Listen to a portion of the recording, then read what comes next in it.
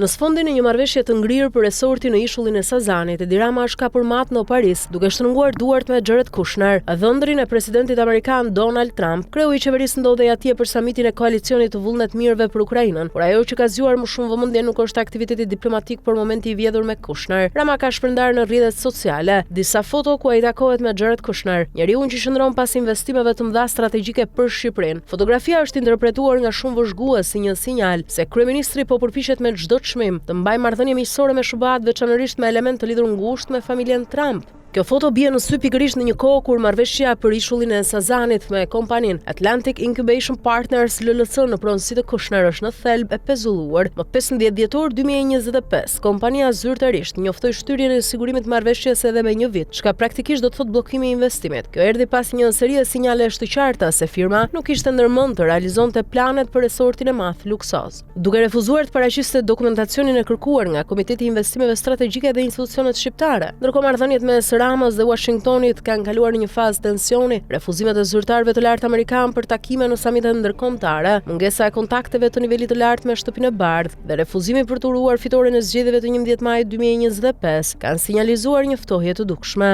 Në këtë kontekst, fotografia me Kushner në Paris duket më shumë se një rastësi. Ajo shihet si përpjekje e Ramës për të goditur dy zogj me një gur, për të shpëtuar marrëdhëniet me SBA-t dhe për të ringjallur shpresat për Sazanin. Në fakt, sipas vendimit të Komitetit të Investimeve Strategjike të datës 30 dhjetor 2024, Rama kishte vendosur afate strikte për nisjen e negociatave dhe dorëzimin e dokumenteve të projektit nga investitori. Këto afate nuk janë respektuar. Kompania ka qëndruar larg kontakteve, pa sqaruar publikisht arsyet e vonesave, ndërkohë që projektet e tjera të Kushner përfshirë atë në Beograd janë tërhequr në mënyrë definitive.